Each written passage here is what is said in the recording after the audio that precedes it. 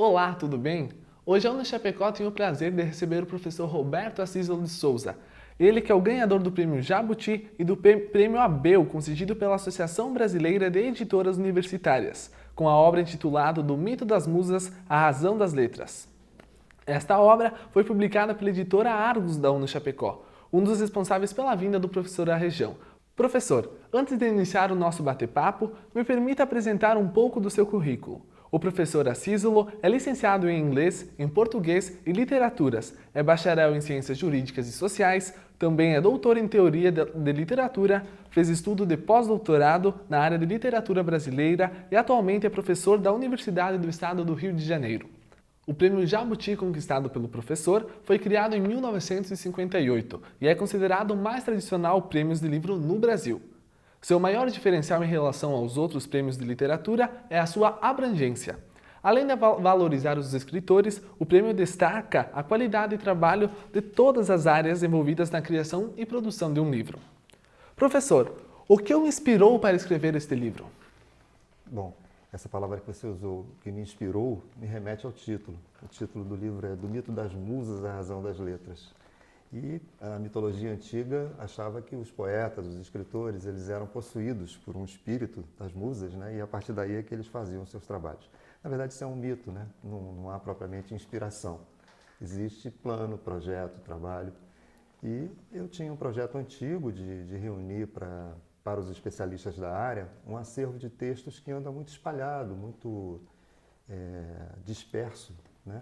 De uma maneira cômoda, né? Uma edição que fosse compacta, que fosse anotada, que fosse com um bom texto, uma boa apresentação gráfica. Então, não propriamente a inspiração, mas o projeto era esse, né? A motivação foi essa, de oferecer para a comunidade das humanidades em geral, mas particularmente dos estudos literários, um acervo de textos que nós chamamos de seminais, porque são aqueles que, afinal de contas, dinamizam a própria reflexão, no caso específica sobre a literatura, né? Então, a ideia era essa e eu tive uma recepção muito boa do projeto pela editora Argos, que fez um trabalho gráfico que eu considero de altíssima qualidade e, enfim, fiquei bastante satisfeito com o produto.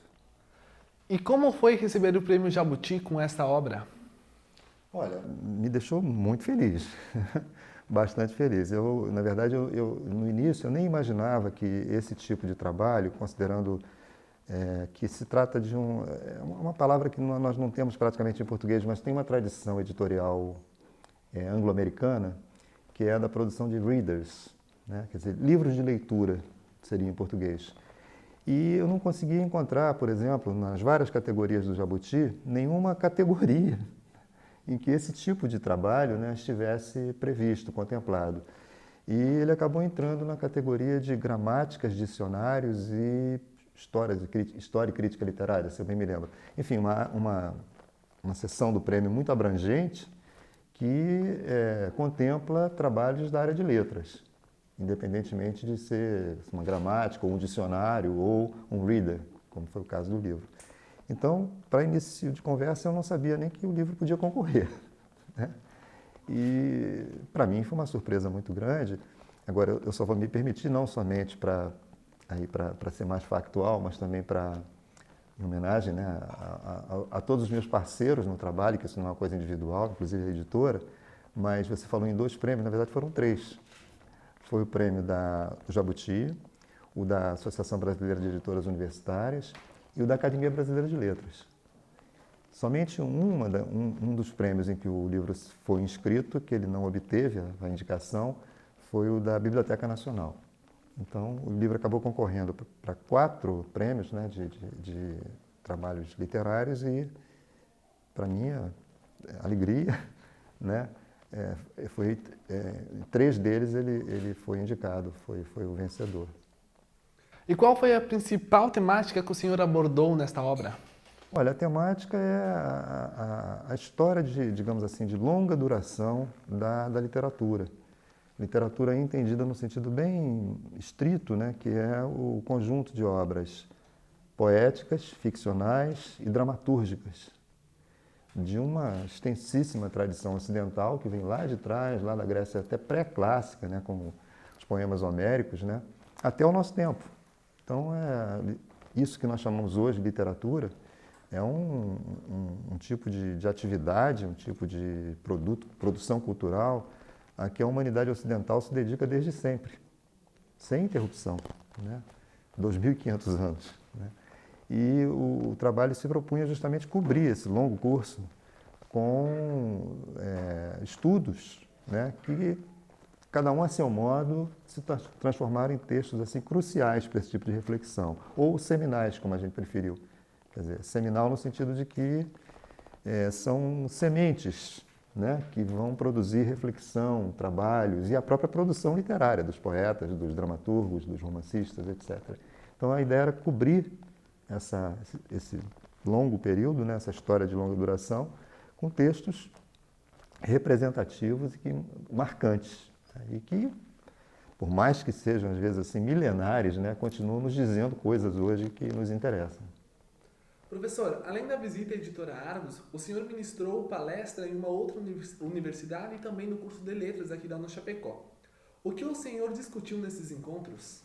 Eu estive na Universidade Federal da Fronteira Sul e falei sobre o título era a Confluência Educação Literatura, suas realizações históricas. Então a ideia era mostrar que a literatura desde sempre teve quase que uma sobreposição, né? Uma imbricação com a educação. A literatura sempre teve a ver com a educação, quase se confundindo com a ideia de educação.